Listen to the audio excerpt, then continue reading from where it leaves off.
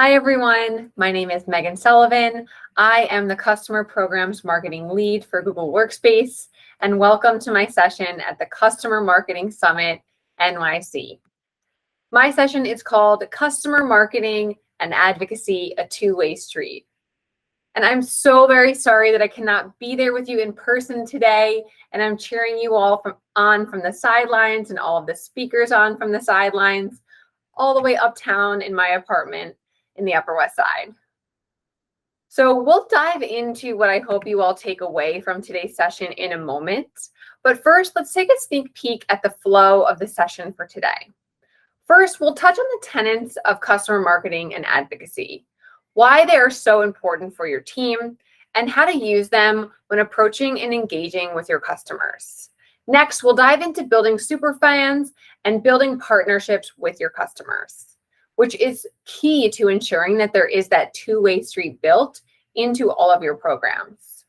Then we'll talk about trust, building trust with our customers, being trustworthy partners, and bringing value back to our customers whenever possible.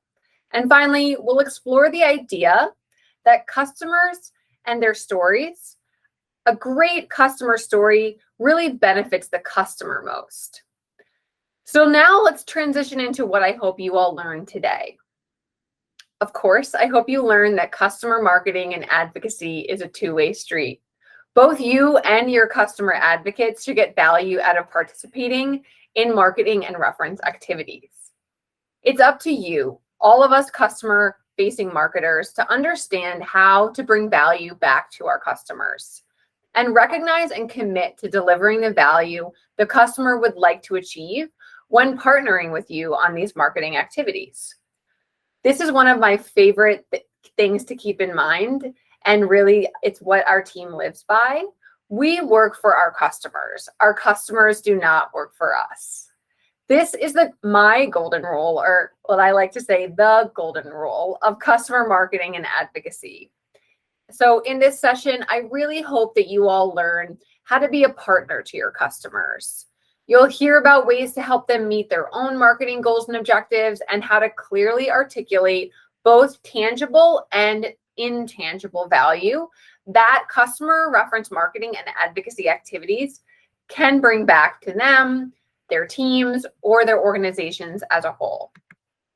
So let's dive into those customer advocacy tenets. I was really lucky here to have a leader at Google introduce these tenets to me, and I use them always when approaching all customer advocacy reference programming. The first is customer empathy. The next tenet is best-in-class exceptional customer experience. The next is ensuring we have the customer voice in everything that we do. Listening to the customer voice and the voice of the customer. And finally, surprise and delight our advocates. At Google Cloud and at Google Workspace, our teams try to live by Simon Sinek's golden circle and value above all else the power of customer storytelling and customer empathy. So you may be thinking, what's the golden circle? Or maybe you already are very familiar with it, but let me explain. The golden circle demonstrates that we must start with the why, and then we can get to the what and the how. Because people don't buy what you do, they buy why you do it. So the why is the purpose, the cause. How is the process and the actions, and what is the result and the output. I always like to add one more element to this golden circle, which is the who. Who is doing all of this with your organization, with your products, with your services? It's your customer, right? It's an organization teaming up with you. They have a vision and you all are enabling it. And we can take that thinking a step further, because it's not just an organization that you're partnering with, but it's actual individual human beings that make up the who. So now we have our golden rule and we have the golden circle in mind. And now we can dive into paving out that two-way street that is customer marketing and advocacy. So it's all about building a super fan and building a partnership. That's what we're going to get into next. And we have to remind ourselves that not all customers are going to be references or advocacy champions. And not all references or advocacy champions are going to be super fans. So let's map out how to nurture our customer champions into super fans.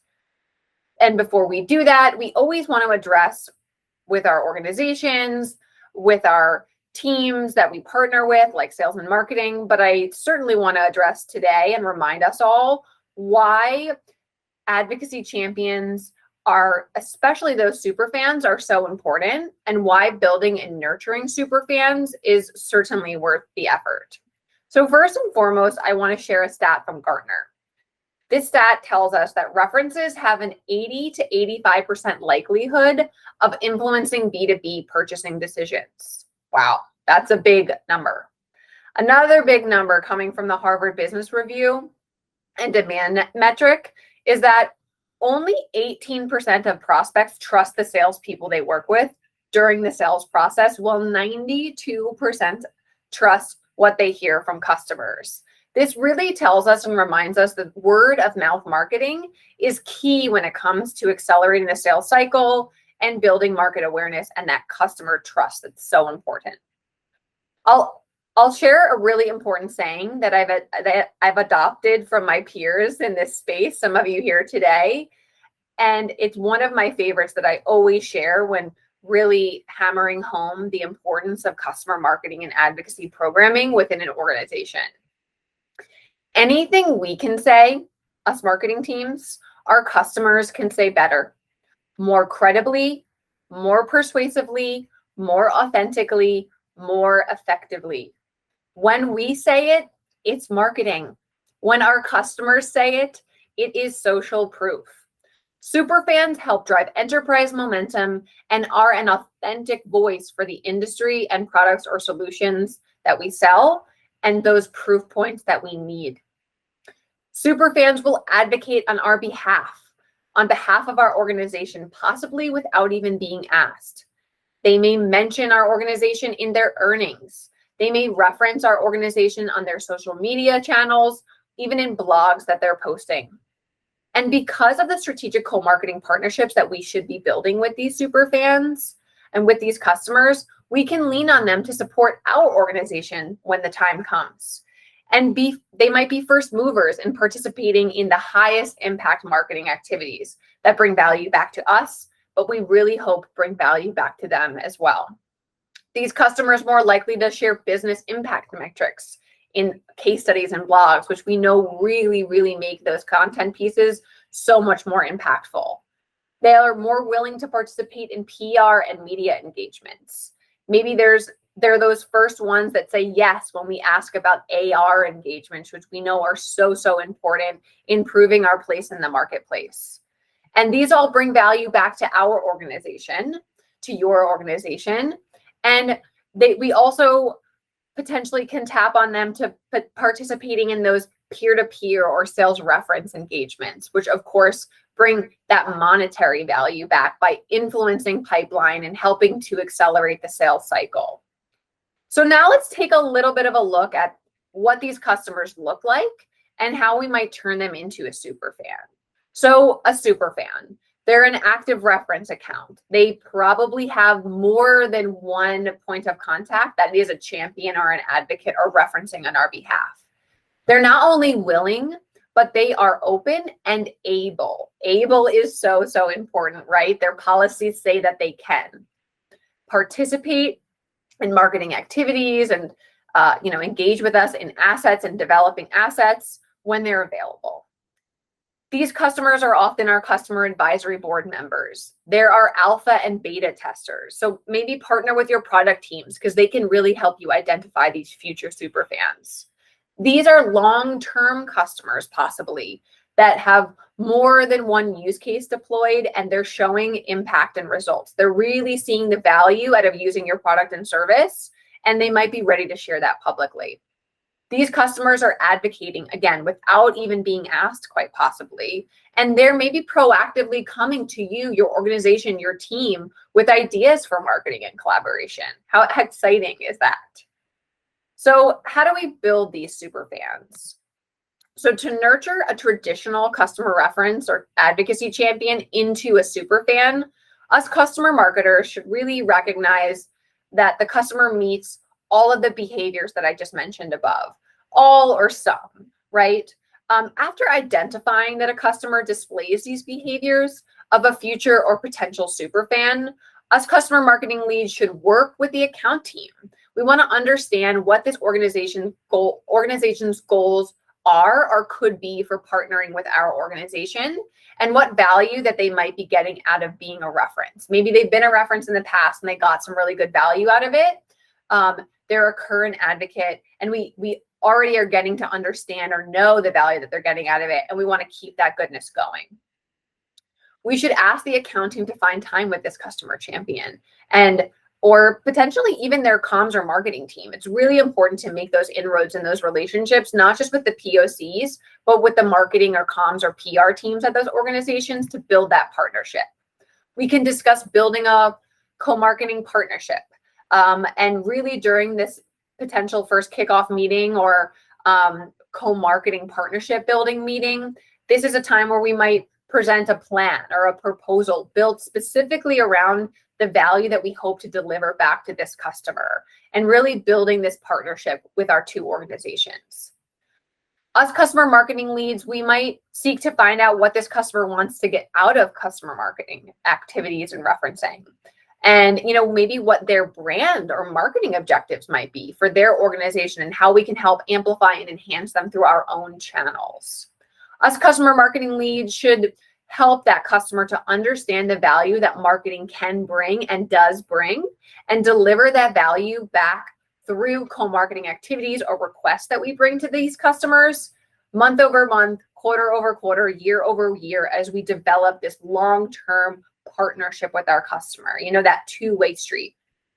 We want to ask questions when we're meeting with our customers, right? We want to listen to our customer. We want to show them that we're listening, show them that we know them, and show them that we care about delivering value back to them consistently. So now they're a super fan. Let's keep them a super fan. Some best practices that we should implement with all of our super fans to maintain and grow their super fandom is potentially having a regular cadence with our champions and these super fans and their marketing organization as well. Again, make those inroads, make those connections, build those relationships. Us customer marketing leads should really also advocate internally for our super fans. We really want to ensure that we're providing this best possible experience, best in class, as if we think about those tenets that I discussed earlier, with this customer when it comes to participating in these marketing activities. We should help educate our internal stakeholders, our internal stakeholders about the customer's policies so that we can show our customer that we understand them, that we're listening to them, and that we don't make requests of them that are outside of their policies or their scope, and really respect the partnership that we've built. And us customer marketing leads really will ensure that we bring high impact marketing activities to these customers when available, and ensure that we're fulfilling our promises that we've made, that promise of delivering continued value back to the customer, their organizations, their teams, and of course, these individual champions, these individual human beings that we're building these connections with. So now we want to be a partner, we want to bring the value, we want to be trustworthy. Customers won't really be comfortable to be advocates, especially not super fans, if they do not trust us. Trust takes time, but we can fast track it by adding value, right? So I pulled some of my next thoughts from a really great Influitive blog, and I always love to share when I do presentations like this one, but also internal presentations as well. And I've adopted these best practices on my own team. So the most important way to build trust with our customers is to give something that they value to our customers consistently and often. Otherwise, we're framing our relationship with our customers as purely transactional. We're asking and we're, seeing them next time that we have an ask for them. If they only think that we care about them right before a big event or before they sign a contract or the days leading up to a renewal or when we need to add their logo to a slide deck, they are less likely to have an intrinsic trust in us. And they're certainly less likely to participate in advocacy activities and be nurtured into those super fans. So here are some 3 key ways of offering value to our customers and building that trust and fast tracking that trust, right? Remember, they are human beings. This is personal. It's not just business. So, we want to be building trust with our customers. And what that means is getting to know them as human beings, not just as people who buy your product or as the quote on your slide. Take time to learn about them. And I mean, really learn about them on the business side and the personal side. On the business side, it's great to ask them about what pain points they have using our product, but it's also important to know what their professional and personal goals are and what are their motivations, right? Are they eyeing that promotion? That's good info to have because then we know that they might be more open to doing something like a speaking engagement or participating in PR or social, where we can really show off their expertise and help amp up and amplify the great work that they're doing on their team as a leader and the impact they're having on their organization. So we really want to listen to our customers and show them that we hear them. One of the best ways to get your customer emotionally invested in your company is to give them a role in helping to shape the products they use. Beta testing, customer advisory boards, feedback forums. These are all great ways to ensure that our customers feel like they have a seat at the table. And it benefits our company too, right? They're going to be more confident using our products, then we're more confident developing those products and services that we know our customers actually use. And finally, let's make it fun. Let's make it meaningful, right? Let's maybe work with our customer advocates, identify areas where our customers' organization and our organization may have shared goals and objectives, and let's team up with them to amplify these. Maybe it's DEI related. Maybe it's sustainability related. Maybe we can partner up on some For Good projects. Let's give back together. In addition to all of that, find out what brings joy to your customers, to your individual POCs. Let's share some materials that create a little bit of joy in our community. Try something weekly, monthly, contests, fun contests, right? And bring that joy, bring that meaningful impact to the ways in which you engage with your customer advocates. And now let's visit this final notion that I have to share before we recap that I think is really important when approaching customer marketing engagements. A great customer story should really benefit the customer most. And I'm going to revisit those customer advocacy tenets one last time so we have them top of mind. They are customer empathy, delivering an exceptional customer experience, customer voice in everything we do, listen to the voice of the customer, and finally, surprise and delight our advocates. We must always remember that the customer is the star of the show. I always say this when pitching customer advocacy and marketing. And what this really means is that the customer is the star of the video, the webinar, the speaking engagement, the blog post. It's their name in the headline. It's what they're accomplishing. They have a goal, and our organization is truly enabling them to reach their goal. When they reach it, when they hit it, let's celebrate it. It's them who are achieving those goals, and we're enabling them to achieve that vision, that milestone. It's important to keep that guiding principle in mind always when building relationships and communicating to our advocates and our superfans how we want to amplify their story. If we keep those guiding principles in mind, we should be able to successfully and consistently deliver value to our customers while always bringing value back to our own organization. Two-way street. Here we go. There are both tangible and intangible benefits for the customer and the customer's organization when it comes to that decision to participate in co-marketing. So we really want to discuss both these the intangible and tangible benefits for the individual customer champions as well as their organizations as a whole.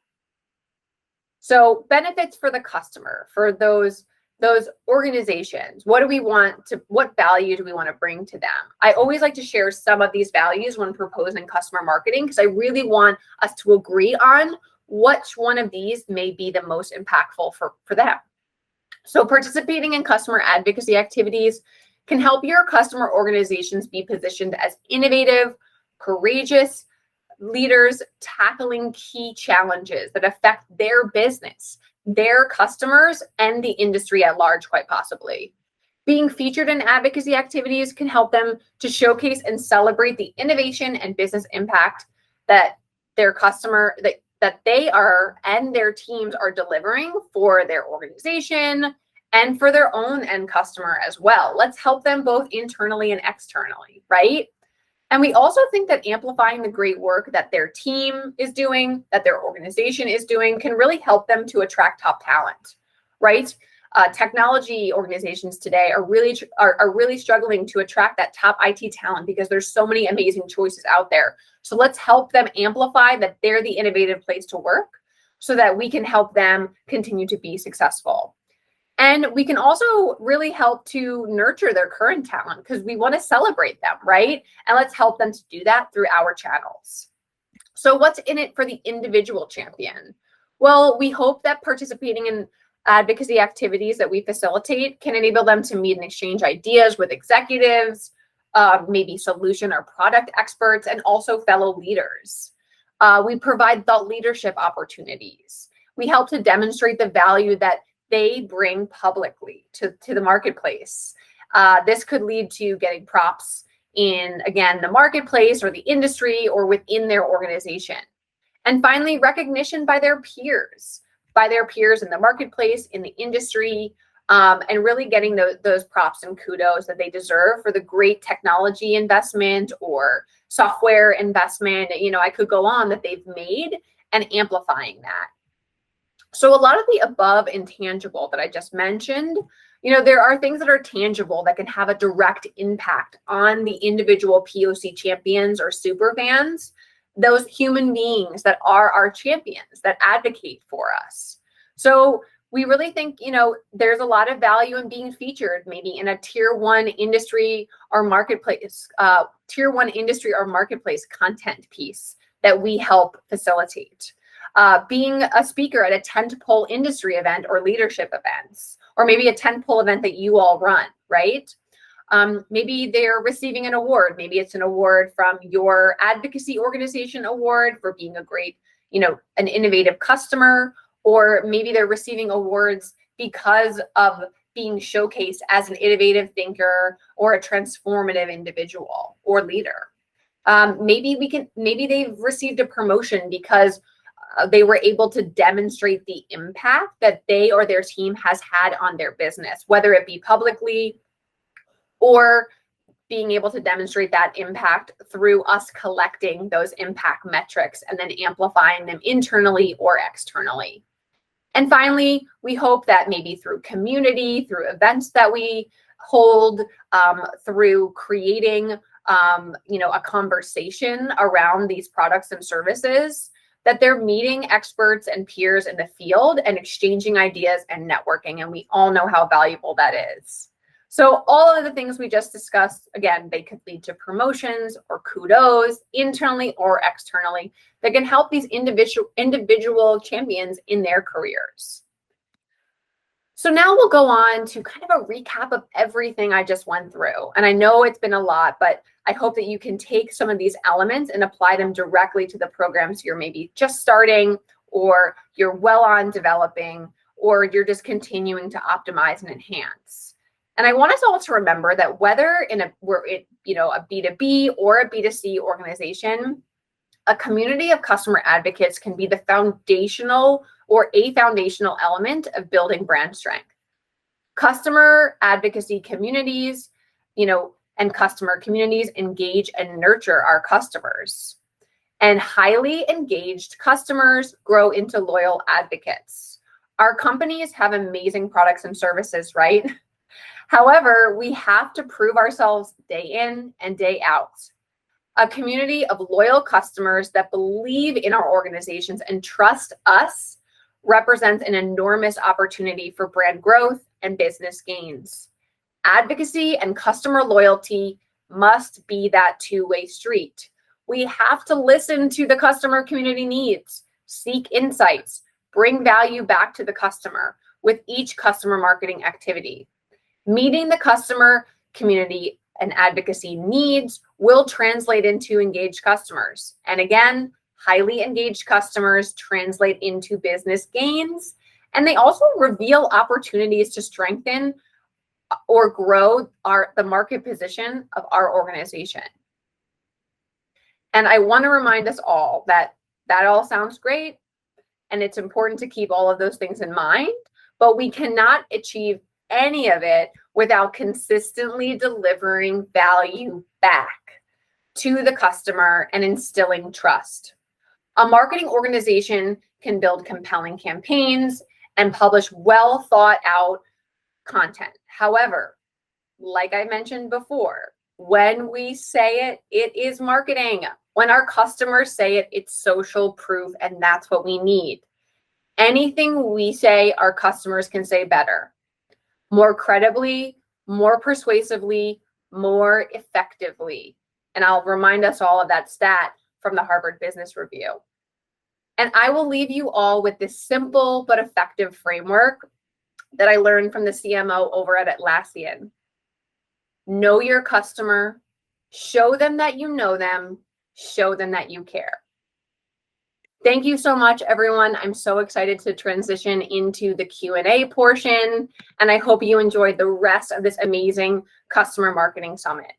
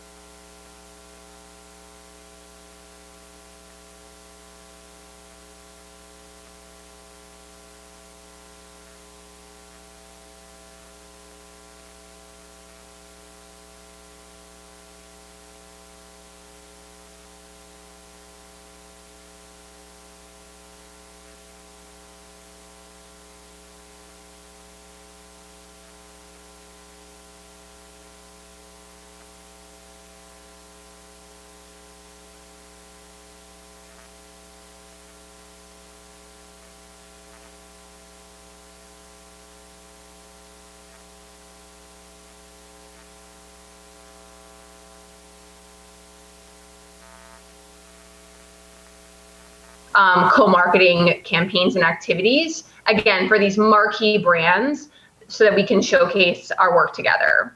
The next question that I see here are, what mix of titles do you have in your superfans? Do you see differences in more senior or junior roles? So for Workspace, as you all know, right, Workspace customers are from, they could be decision makers, all the way to users. So for our super fans, we do see quite a mix, right? Of course, we're nurturing super fans in that executive level role because, you know, those are very often the customers that we might be quoting in press releases, or maybe they're joining Thomas Kurian, our CEO, up on stage at our annual event, Google Cloud Next. So we are developing specific relationships with those senior titles, and they often have their own criteria of reasons why they want to participate in co-marketing with us. We try to learn what those are and scale those methods across all of your titles. But when it comes to those more junior titles, again, we try to listen and learn and kind of crowdsource, okay, why might these junior titles want to be advocates? and how can we, bring value back to them, and then apply that thinking, those methods at scale to those more junior titles. Because we at Google Workspace, we have every individual user makes up a customer, and an entire organization, is important to get those different perspectives. They make your advocacy content more rich, and they really demonstrate that we are creating products and services for all of our users, not just the executives. And it really reflects in how rich your content, your assets, your activities might be, and builds that actual community of people who are using the products. And then we have time for one more question. How often are your super fans or champions churning? This is a really good question, and there's a couple of different things that might impact customer champion churn. Are they an advocate anymore? Can they still reference? A lot of the times, we really take lead from the account teams, right? They're no longer a customer, or they're no longer a happy customer. And some of those things are totally out of our control, right? We're all probably thinking sometimes we can't control every element of whether or not a champion or super fan stays that way. But we really have to listen and take lead from the account team, because we don't want to come in and ask for something of our super fan or kind of activate them as a super fan when the timing isn't right. So very often we see that, that cyclical, renewal time or end of year, we may be seeing that churn happening just because of the way that the sales cycle works. But other times we might see some churn when we may not be following our own best practices, which is making sure that we are avoiding that reference fatigue. We're not going back to the well too many times with that same customer. And that might cause customer churn, or a super fan to kind of step away and not say I'm out, but really not be able to be as engaged because we overtapped them. So those are some of the things we might avoid to avoid that churn. And again, really try to stay in tune with the sales cycles and what's happening with the account team, so that you know when the appropriate time is to engage with that advocate. Again, so we don't see that churn happen, or that poor customer experience that we're always trying to avoid. And I know we're running really tight on time today, so I just threw in my LinkedIn. If you have any other questions, please feel free to reach out to me. You can find me at linkedin.com/in/Megan R. Sullivan. Megan spelled with every letter, MEAGHAN. Thank you so much again, and have a great rest of the summit. And just enjoy meeting with each other, and have a great holiday season. Thank you, Beth.